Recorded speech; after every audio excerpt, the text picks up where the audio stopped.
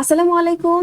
SSC 2026 batch, কি খবর তোমাদের? আজকে আমি তোমাদের জন্য একটা ভিডিও নিয়ে এসেছি যেখানে আমি তোমাদেরকে ইংলিশ ফার্স্ট পেপারের একটা ফাইনাল সাজেশন দেখিয়ে দিব এবং আজকের ভিডিওতে তুমি দেখতে পারবে তোমাদের যে প্যাসেজগুলো রয়েছে, সিন আনসিন প্যাসেজ বা রিয়ারেঞ্জ, ম্যাচিং, এখান থেকে সবচেয়ে বেশি ইম্পর্টেন্ট যেগুলো সেগুলো দাগিয়ে দিব এবং এইখান থেকে তুমি কিভাবে কোন টেকনিক ব্যবহার করে ফুল মার্কস পেতে পারো তার শর্টকাট কিছু টেকনিক আজকে আমি তোমাদেরকে জানিয়ে দিব। আমরা প্রথমেই মার্ক ডিস্ট্রিবিউশনটা একটু দেখে নেই। ইংলিশ ফার্স্ট পেপারে তোমাদের টোটাল হচ্ছে 100 মার্কসের এক্সাম হবে এবং সেখানে রিডিং হচ্ছে 70, রাইটিং হচ্ছে 30।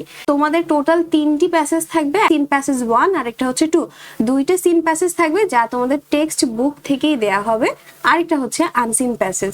তো সিন প্যাসেজ 1 থেকে তোমাদের এমসিকিউ থাকবে, যেখানে হচ্ছে 7 মার্কের এমসিকিউ থাকবে, অ্যানসারিং কোয়েশ্চেন থাকবে 5টি, 2 মার্ক করে টোটাল হচ্ছে 10। গ্যাপ ফিলিং থাকবে সিন প্যাসেজ 2 থেকে, এখানে রয়েছে 5 মার্ক। এরপরে আনসিন প্যাসেজ থেকে তোমাকে 2টি অ্যান্সার করতে হবে, একটা হচ্ছে ইনফরমেশন ট্রান্সফার আর একটা হচ্ছে সামারি। ইনফরমেশন ট্রান্সফারে হচ্ছে 5 আর সামারিতে হচ্ছে 10। আর এছাড়াও রয়েছে ম্যাচিং, রিয়ারেঞ্জ, তারপরে রয়েছে পোয়েমস থেকে তোমাদের 8টা থেকে 5টা অ্যান্সার করতে হবে, যেখানেও ঠিক একই, 5টির জন্য 2 মার্ক করে টোটাল হচ্ছে 10 মার্ক। এবং স্টোরিজ থেকেও 8টি থেকে 5টি অ্যান্সার করতে হবে, সেখানেও হচ্ছে 10 মার্ক। এই হয়ে গেল রিডিং পার্ট। এবং রাইটিং পার্টে তোমাদের জাস্ট 2টি রয়েছে, একটা হচ্ছে কমপ্লিটিং স্টোরিজ এবং ডায়ালগস, এখানে হচ্ছে 15 করে। সো এই হচ্ছে তোমাদের মার্ক ডিস্ট্রিবিউশন।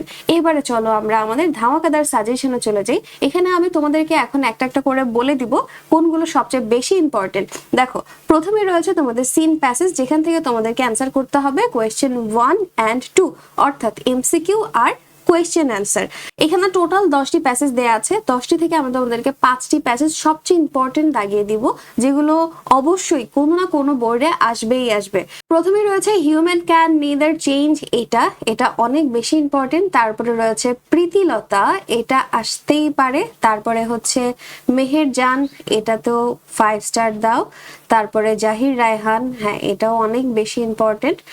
এরপরে রয়েছে কি ইন রিসেন্ট টাইমস গ্রাফিতি, হ্যাঁ। আর এখান থেকে মালদ্বীপস থেকে একটা দিয়ে দিতে পারে, কোনো না কোনো বোর্ডে মালদ্বীপসের এটা হচ্ছে আসতে পারে। সো এখান থেকে আমি তোমাদেরকে যেগুলো দাগিয়ে দিলাম এগুলো সবচেয়ে বেশি ইম্পর্টেন্ট সহকারে পড়বে, মানে এগুলা সবচেয়ে বেশি ভালো করে প্রত্যেকটা লাইনের মানে বুঝে বুঝে পড়ার চেষ্টা করবে, ঠিক আছে?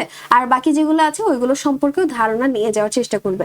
সিন প্যাসেজ থেকে কিন্তু ফুল মার্কস পাওয়াটা অনেক ইজি, তবে কিছু টেকনিক তোমাকে ফলো করতে হবে। প্রথম কাজ হচ্ছে তুমি তো এমসিকিউ সলভ করলে, আর কোয়েশ্চেনের বেলায় গিয়ে কি করবে, কোয়েশ্চেনের যে কিওয়ার্ড গুলো আছে, পুরো কোয়েশ্চেনের কি বের করবে, কিওয়ার্ড অর্থাৎ কি চেয়েছে, এই কিওয়ার্ডটা খুঁজে বের করে তারপরে হচ্ছে তুমি প্যাসেজের মধ্যে লাইন আগে আইডেন্টিফাই করবে যে এই কিওয়ার্ড কোথায় আছে। এটা দেখার পরে লাইন আইডেন্টিফাই করা শেষ। আরেকটা কমন ভুল সবাই করে, সেটা কি জানো, একদম হুবহু সেম কোয়েশ্চেনের যে লাইন রয়েছে, মানে কোয়েশ্চেন লাইন তুলে দেয়, কোয়েশ্চেন লাইন তুলে দেয়, এটা হচ্ছে ভুলেও করা যাবে না, ঠিক আছে? কোয়েশ্চেন লাইন হুবহু তুলে দেয়া যাবে না। তুমি তো প্যাসেজ থেকে কিওয়ার্ড খুঁজে বের করে ফেলেছো, এখন তোমার কাজ হচ্ছে এই সেন্টেন্সটা ভালো করে পড়ে বুঝে তারপরে তুমি তোমার মতন করে লিখবে। কি করবে? তোমার নিজের মতন করে অ্যান্সারটা লিখবে, ঠিক আছে? নিজের মতন করে অ্যান্সারটা লিখে ফেলবো। হুবহু কখনোই কোয়েশ্চেন লাইন কপি করে অ্যান্সার করবো না, তাহলে কিন্তু ফুল মার্কস পাওয়া যাবে না। আর তুমি যদি বুঝে নিজের মতন করে লিখো তাহলে অবশ্যই তুমি কোয়েশ্চেন অ্যান্সারে ফুল মার্কস পাবে। তাহলে সিন প্যাসেজ থেকে কোনগুলো সবচেয়ে বেশি ইম্পর্টেন্ট তা তো দেখিয়ে দিলাম, এবং তুমি এখানে কোয়েশ্চেন অ্যান্সারে কিভাবে ফুল মার্কস পেতে পারো তাও জানিয়ে দিলাম। 3টা স্টেপ ফলো করতে হবে। কোয়েশ্চেন থেকে কিওয়ার্ড গুলো বাছাই করব, ঠিক একইভাবে প্যাসেজ থেকেও ওই কিওয়ার্ড বাছাই করে আগে লাইনটা হচ্ছে খুঁজে বের করব। তারপরে কি করব, কোয়েশ্চেন লাইন পুরোপুরি না তুলে দিয়ে নিজের মতন করে বানিয়ে কোয়েশ্চেনটাকে প্রেজেন্ট করব, ঠিক আছে? ওকে। আর কোয়েশ্চেনের অ্যান্সার খুব বেশি বড় করতে যাবে না, অনেকে অনেক বড় করে ফেলে, তাহলে কিন্তু টিচাররা বিরক্ত হয়ে যায়। মেইন যে বেসিক কথাটা সেটাই কিন্তু লিখে দিবে। এরপরে চলে আসি সিন প্যাসেজ 2। এখান থেকে শুধুমাত্র তোমাদের আসবে গ্যাপ ফিলিং, ঠিক আছে?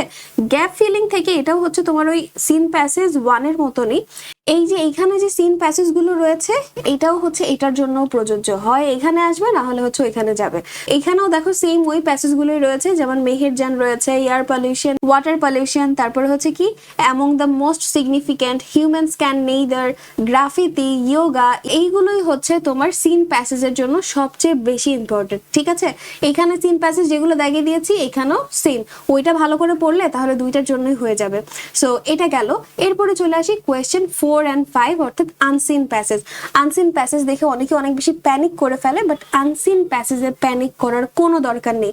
আনসিন প্যাসেজে তোমার হচ্ছে প্যাসেজটা দেয়াই আছে, আর প্যাসেজের ভিতর থেকেই তো প্রশ্ন করবে, প্যাসেজের বাইরে থেকে তো কোয়েশ্চেন করবে না, সো প্যারা নিও না তোমরা। এখান থেকে আগে আমরা ইম্পর্টেন্ট যে প্যাসেজগুলো আছে এগুলো একটু দেখি। চার্লস ব্যাবেজ অনেক ইম্পর্টেন্ট, এরপরে রয়েছে নীল আর্মস্ট্রং, এটাও অনেক ইম্পর্টেন্ট, এরপরে রয়েছে নেলসন ম্যান্ডেলা, এটা অনেক বেশি ইম্পর্টেন্ট, এরপরে রয়েছে জীবনানন্দ দাশ, এটা ভালো ইম্পর্টেন্ট, এরপরে রয়েছে আর কি আছে নোবেল প্রাইজ এটা, এরপরে রয়েছে Humayun Ahmed, Luis পাস্টার, Albert Einstein, এটা একটু দেখতে পারো, ঠিক আছে।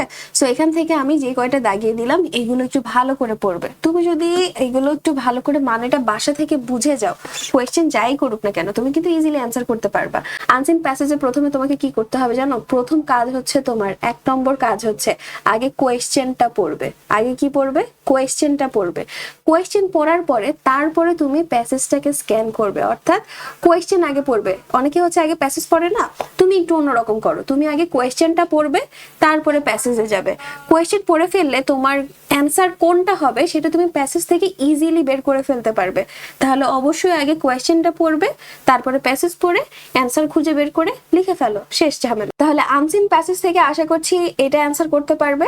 আনসিন প্যাসেজের মধ্যে রয়েছে কি ইনফরমেশন ট্রান্সফার আর হচ্ছে সামারি। সামারির মধ্যে অনেকে ভুল করে কি জানো? তোমরা প্যাসেজ একদম হুবহু লিখে দাও, এটা মোটেও করবে না। এখানে সামারির ক্ষেত্রে কি করবে জানো? সামারির ক্ষেত্রে তোমরা কি করবে? তোমাদের প্যাসেজের 1/3 লিখবে, অর্থাৎ 3 ভাগের 1 ভাগ সামারিতে লিখবে। এখন 1 ভাগের মধ্যে যদি তুমি হুবহু প্যাসেজটাই তুলে দাও তাইলে কিন্তু হবে না। তুমি এখানে কি লিখবে? থিমটা লিখবে, অর্থাৎ মেইন যে কথাটা এই প্যাসেজে কি বোঝানো হয়েছে এই থিমটা তুমি তোমার সামারিতে তুলে ধরবে। কথা বুঝতে পেরেছি? এইভাবে যদি লিখো, খাতাটাকে সুন্দরভাবে প্রেজেন্ট করো, তাহলে অবশ্যই তুমি ফুল মার্কস পাবে। সো এটা গেল। এরপরে রয়েছে ম্যাচিং। ম্যাচিং হচ্ছে আরো ইজি, তাই না? ইংলিশ ফার্স্ট পেপারের প্রায় বেশিরভাগ জিনিসই ইজিই লাগে। সো ম্যাচিং এর মধ্যে আসো প্রথমেই কিছু দাগ দিয়ে দেই, মানে ইম্পর্টেন্ট যেগুলো রয়েছে সেগুলো আগে একটু দাগাই, তারপরে তোমাদেরকে বলি ম্যাচিং এ কিভাবে খুব ইজিলি ফুল মার্কস একদম সুন্দর করে খুব ইজিলি লাইনও বের করতে পারবে আর মার্কসও পেয়ে যাবে। সো এখান থেকে প্রথমেই ইম্পর্টেন্ট হচ্ছে প্যাট্রিয়টিজম, এটা অনেক বেশি ইম্পর্টেন্ট। এরপরে রয়েছে প্রাইস হাইক, এটাও রয়েছে। পাংচুয়ালিটি, এই টাইপের হচ্ছে তোমার গুণাবলী থেকে একটা দিতে পারে, যেমন গুড ম্যানার, ট্রুথফুলনেস, পাংচুয়ালিটি। এই তিনটার মধ্যে পাংচুয়ালিটি মোস্ট ইম্পর্টেন্ট, তবে বাকি দুইটাও একটু দেখতে পারো। এরপরে রয়েছে দ্য রোল অফ উইমেন, এটা ভালো important. The present world is becoming, এটাও পড়তে পারো। এরপরে রয়েছে আর কি প্রীতিলতা যদি তোমাদের প্যাসেজের ওইখানে দিয়ে দেয় তাহলে আর ম্যাচিং এর মধ্যে দিবে না, ঠিক আছে? ওকে, সো এই কয়টা একটু বেশি ভালো করে জোরদার দিয়ে পড়তে হবে। এনভায়রনমেন্ট পলিউশন, এটা কোনো না কোনো বোর্ডে আসতে পারে। আর রয়েছে কি ইন্ডিপেন্ডেন্স ডে, এটা 2 স্টার দাও। সো এখান থেকে আশা করছি তোমরা কমন পেয়ে যাবে। ম্যাচিং এর ক্ষেত্রে তোমরা অনেকেই অনেক বেশি রাশ করে ফেলো, তার জন্য রাশ মোটেও করা যাবে না, ঠিক আছে? রাশ করা যাবে না। আমরা একটু ঠান্ডা মাথায় আগে আমাদের কি করতে হবে? অপশনগুলো পড়তে হবে। আর ম্যাচিং এর ক্ষেত্রে প্রথম কাজ হচ্ছে আমার প্রথম লাইনটা আগে আমাদেরকে বাছাই করতে হবে, অর্থাৎ আমি একটা প্যাসেজ বা একটা প্যারাগ্রাফ লিখতে গেলে কোন লাইনটা দিয়ে শুরু করব, বা patriotism is a great virtue, এই টাইপের যে স্টার্টিং লাইন, আগে এই স্টার্টিং লাইনটা খুঁজে বের করলেই আপনি পরবর্তীতে 2-3টা সেন্টেন্স তুমি খুঁজে বের করেই ফেলতে পারবে। অর্থাৎ মেইন যে প্রথম লাইন এটা আগে খুঁজে বের করতে হবে, তারপর বাকিগুলো আমি লিখে ফেলতে পারবো। তাহলে ম্যাচিং থেকেও আমি তোমাদেরকে দাগিয়ে দিলাম এবং কিভাবে তোমরা ফুল মার্কস পাবে সেটাও বলে দিলাম। এবারে চলে আসি রিঅ্যারেঞ্জ। রিঅ্যারেঞ্জ নিয়ে অনেকে অনেক বেশি টেনশন করে যে রিঅ্যারেঞ্জে কি করব। রিঅ্যারেঞ্জে তো সচরাচর তেমন কমনও পড়ে না, মানে হুবহু বইও তুলে দেয় না। তবে রিঅ্যারেঞ্জের ক্ষেত্রে বেশিরভাগ ক্ষেত্রেই দেখবে যে কোনো বিশিষ্ট ব্যক্তিদের জীবনী, মানে কোনো বিশিষ্ট ব্যক্তিদের জীবনী এই টাইপের হচ্ছে বেশি দেয়, বা হচ্ছে যে কমপ্লিটিং স্টোরিতে যে স্টোরিগুলো পড়ো ওই স্টোরিগুলোই কিন্তু দেয় বিশিষ্ট ব্যক্তিবর্গ।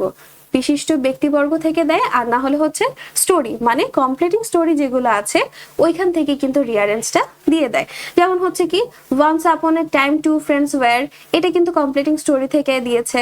এরপরে once there was a king who was very idle, এটা। তারপরে হচ্ছে Napoleon, penicillin, Jibanananda Das, Sheikh Saadi, এগুলো হচ্ছে কি স্টোরি থেকে নেওয়া। সো তুমি যদি স্টোরি ভালো করে পড়ো, জীবনানন্দ দাশের তো তুমি প্যাসেজ পড়েছো, ওইগুলো যদি ভালো করে পড়ো তাহলে তোমার রিয়ারেঞ্জের জন্যও কিন্তু কাজটা হয়ে গেল, ঠিক আছে।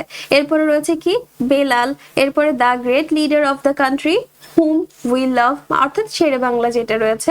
তারপর পাস্তর, নেলসন ম্যান্ডেলা, এগুলো হচ্ছে রিয়ারেঞ্জের জন্য অনেক বেশি ইম্পর্টেন্ট, ঠিক আছে। সো এখান থেকে তুমি দেখতে পারো নেপোলিয়ানটা দেখতে পারো, পেনিসিলিনটা অনেক ইম্পর্টেন্ট। এরপরে রয়েছে জীবনানন্দ দাশ, এটা আসতে পারে। এরপরে রয়েছে এই যে once upon a time there lived, এইটা।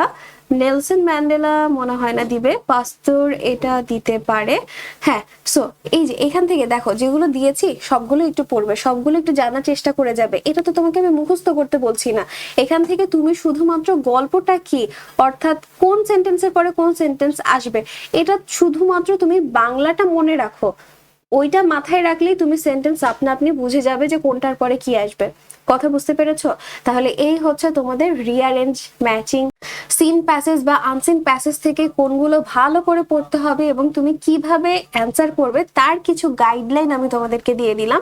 আমি পরবর্তী ভিডিওতে তোমাদেরকে দেখিয়ে দিব পোয়েম আর স্টোরি, ওইখান থেকে আমি তোমাদেরকে কিছু ইম্পর্টেন্ট পোয়েমস তো বলেই দিব, সেই সাথে এগুলোর কিছু কোয়েশ্চেনও আমি বলে দিব, অর্থাৎ কোয়েশ্চেন অ্যান্সারও হচ্ছে বলে দিব তোমাদেরকে। সো পরবর্তী ভিডিওগুলো পাওয়ার জন্য অবশ্যই আমার চ্যানেলটিকে সাবস্ক্রাইব করে বেল আইকন বাটনটি প্রেস করে দিবে, যেন ভিডিও আপলোড করার সঙ্গে সঙ্গে তোমার কাছে নোটিফিকেশন চলে যায়। সো আজকের ভিডিও এই পর্যন্তই, আল্লাহ হাফেজ।